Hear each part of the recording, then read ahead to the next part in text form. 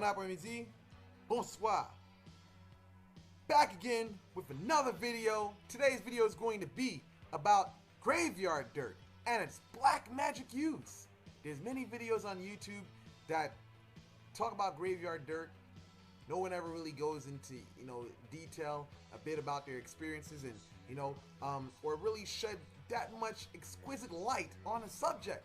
Well, I definitely want to tell you something about graveyard dirt. It's not to be fucked with, especially if you don't know the person whose grave you're taking it from. There is a tradition around the world. Now, for people that's in the African American hoodoo, you pretty much know that when you go to a graveyard, there's a rule of pennies, leaving pennies or change, in substitute for the dirt that you take. I've heard people using their own dirt and making up for the dirt that they took whatsoever. I've heard it from different people. I've heard it from different places whatsoever. That there's different ways of doing it. But the thing is, when you take dirt from a spirit's grave, you have to replace it with something. It's just like working with a loa or an orisha, whatever you want to call them. When you take something from their altar, you got to replace it with something, or else they're going to basically come back to you with a backlash. Plain and simple. Now, in regards to black magic use, when you're talking about goofer's dust, basically goofer's dust, many people say that graveyard dirt is pretty much like a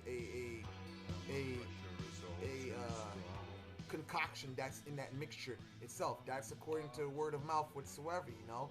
Everywhere you go, there's a different form of goofer's dust, but pretty much people say that goofer's dust, its base is pretty much graveyard dirt. You cannot have goofer's dust without graveyard dirt itself, But I want to talk about mixing things with graveyard dirt. See, I'm not a palero or anything like that, but I have many people that I've met that are into palo, and people that are from Gullah culture, Gullah Geechee culture, that's in the hoodoo. I've seen those. I've actually heard, not seen, but I've actually spoken to people that are well known, who have authority, that talk about, that know about using pots, from the Gullah perspective, and even from the Gullah perspective, from what I've learned from them, and plus what I've learned from people that's into palo, mayombe, when you're mixing dirt, your dirt, you can't just mix any fucking dirt together, or whatever you're mixing the dirt with, the graveyard dirt with. Because the thing is, that's the energy, that is what's connecting you to the spirit, the muerto, the mo, whatever one person want to call it. Even in, I guess, astral zombies, for those of you that's into European occultism. The thing is this: when you're mixing that stuff, you got to have the right, the thing that's compatible with it. Because the thing is, if you're talking about mixing it with spirits of trees or spirits of whatever, you got to know what the energies are, if the energies are compatible. Because if you're mixing those things up, the spirits may begin to fight. So those of us, if you're into working with statues, if you're into working with photos itself, you know that in traditional bases that you cannot mix certain loa up with other loa. So that principle even applies to dirt. You can't mix up any dirt. You can't mix up dirt from different graveyards because you don't know if they're compatible. Not to say that it's not possible. It's possible.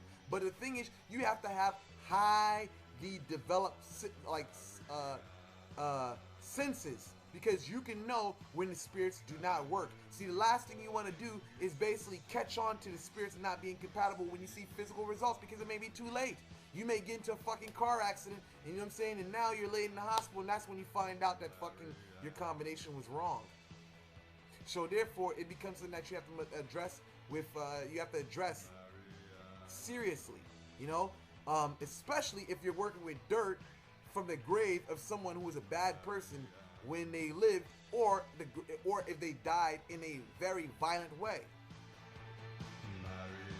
Now, I want to talk about people talking about burying their jobs, burying their work in graveyards. My thing is this: if you're used to doing that and you've developed a relationship with that particular cemetery or graveyard, whatsoever, that's fine and dandy. But if you don't know, if you're not accustomed to working with that graveyard, you don't know whether that graveyard will receive what you drop in there or leave in there. And especially if you're just some novice that just watch a couple of videos or just read a couple of things on the internet, don't try working with graveyard dirt or just going to graveyards, because the thing is, you have to really be sharp and keen with your senses, because you got to know if the spirits are willing to work with what you're doing. You know, some spirits will reject it. Like, you bury something in the graveyard, and all of a sudden now you got a fucking headache. Now you start feeling sick. Now you start feeling like you start getting anxiety attacks. That's because the spirits are coming back to you. You know what I'm saying? And now when you neglect those feelings, those senses that's coming across you, now you get into worse situations, yo. And that's basically the spirits basically coming back to you. You know, so now this leads me to my other thing. Working with graveyard dirt, you got to basically if you're going to bury your work in the graveyard, make sure it's a place that's accessible. Because you never know. If your work is not accepted, you may have to go pick it. You may have to go dig it up and get it from where you left it. Because the thing is, if you throw it in there or you bury it somewhere you never have access to it again, bro, you're setting yourself up for like danger. Because now the fact that you're not getting it, now the spirits are mad. Who are they coming back to? They're coming back to you. So when it comes to graveyard dirt, this is something that must be addressed seriously. It's not a game. It's not a toy. Like Talisman McKnight said, it's not a game. It's not a toy. You know what I'm saying? So, other than that, I say this: when it comes to working with graveyard dirt itself, I say this: there's different ways it's used. I think in Talisman McKnight's video, he basically talked about people throwing it where people walk, whatsoever.